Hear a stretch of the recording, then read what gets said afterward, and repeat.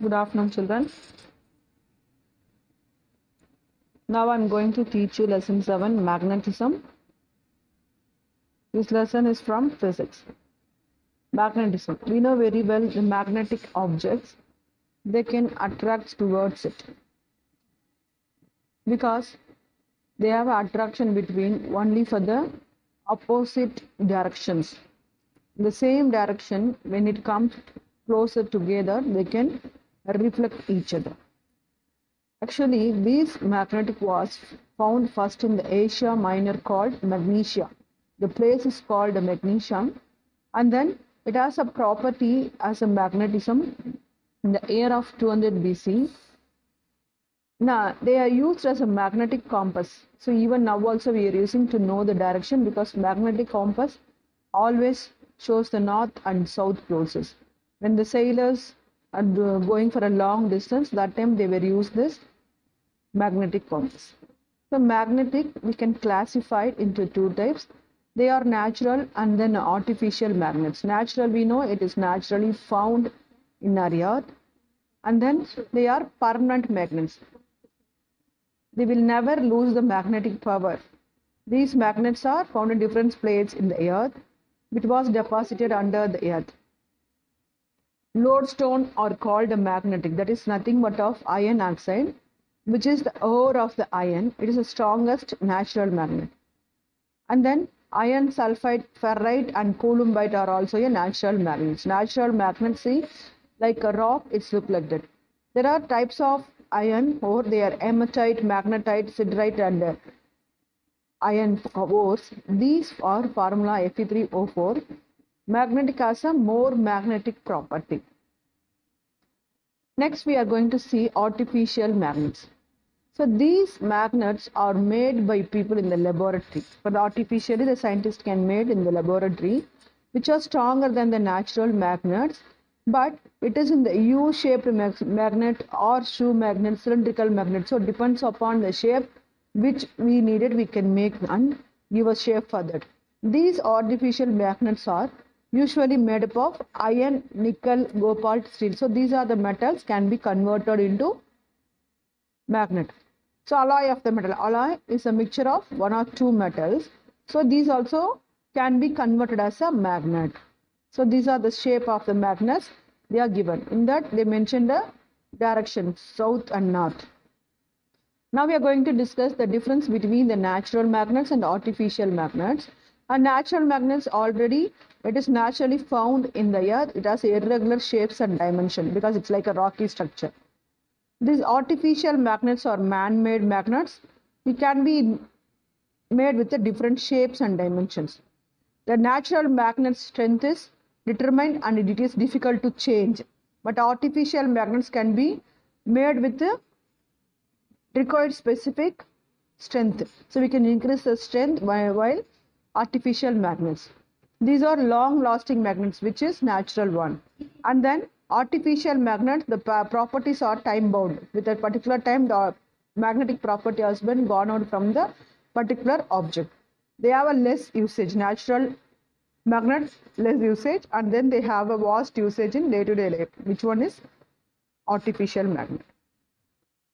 Next, we have to know William Gilbert is the foundation for magnetism and suggests the earth as a giant ball. So he suggested the earth as a giant magnet, and then he was born on 24th May 1544. First Mason, you found out the systematic research about the magnetic iron, and then he has to know how to demagnetize the objects also. What are the properties this magnet has? Attractive property, a reflective property and directive property. So we can discuss attractive property. A magnet always attracts materials like iron, cobalt and nickel. So these are the metals it can attract. To understand the attractive property, here see we have a habit to play with the sand. And the magnet, when we throw the sand, it can be attract some of the iron particles present in the sand. In that itself we can have spread that particles in the paper. We can make a move of the particles with the help of the magnet. It's like a dance show of the dust. So with the help of that we can easily know the attracting property of magnet. So it has two poles. One is a north pole and the other is a south pole. So it is showing the directions of the earth, north and then south. Next property is a repulsive property. For that we need to do one activity. We can take two magnetic bars. One will be in the paper strip stand, another we can have with our hands.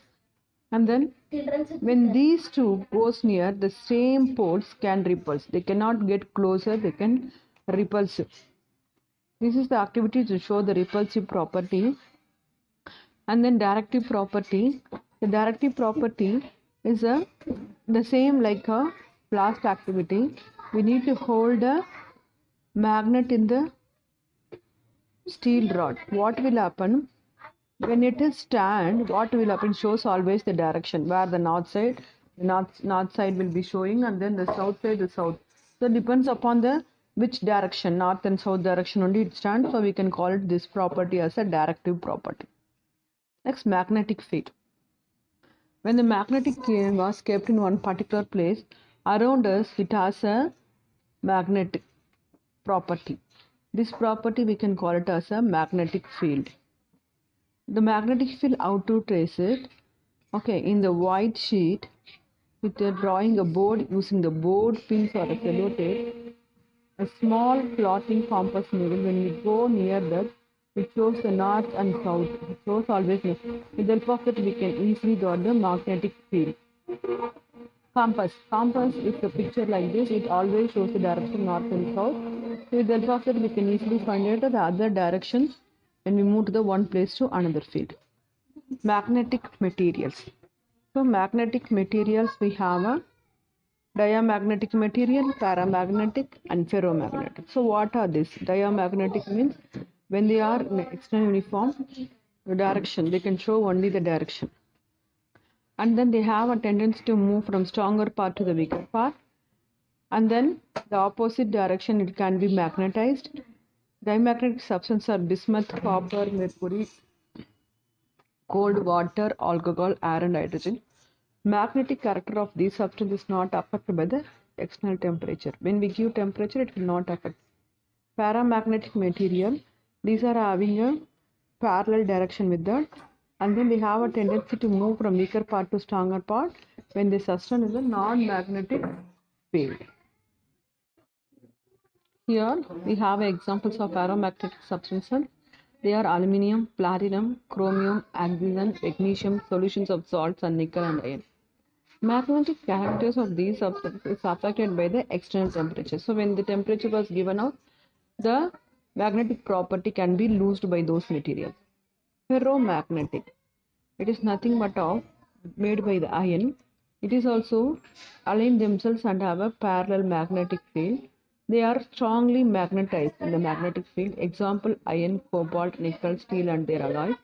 Magnetic characters of these substances is affected by the external temperature when they are heated by them from a pure magnetics. The next one is artificial magnets. Oh, how they are producing the artificial magnets. These are producing from the steel alloys. When we pass through the current to that particular alloy, they can be converted into a artificial magnet. It is a not a permanent one, it's a temporary. So temporary magnet. They are produced with the help of an external magnetic field. They lose magnetic field as soon as the external magnetic field is removed. Then magnetism is the process in which a substance is made a permanent or a temporary magnet by exposing it to an external magnetic field. This is one of the methods to produce artificial magnet. Permanent magnet. Permanent magnet or artificial magnet, they retain the magnetic property even in the absence of the external magnetic field also. So some of the alloys, they are very permanent magnets because they have a bare electricity, then they are converted into magnet. Alnico is a cow magnet, is used to attack sharp iron, wire and other iron objects that may be ingest by the animals while gassing thereby. And then the magnetic properties, placing the magnet idle for a long time, continuous armoring the magnetic substance. So they can lose the magnetic property, dropping the magnet from the part height to the load, it will lose the magnetic property. Heat, high temperature, as well as the passing variable current in a coil also damages the magnetic property. Our earth is also acting as a magnet in the center because it has a gravitational force. We can call it as earth is like a big magnet. Then it has a poles, north and then south poles. And then the point, the most powerful magnet is actually that neutron star. It calls a magnetar.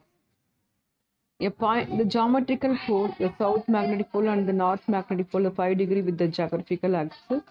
And then the exact cause of the Earth's magnetism is not known.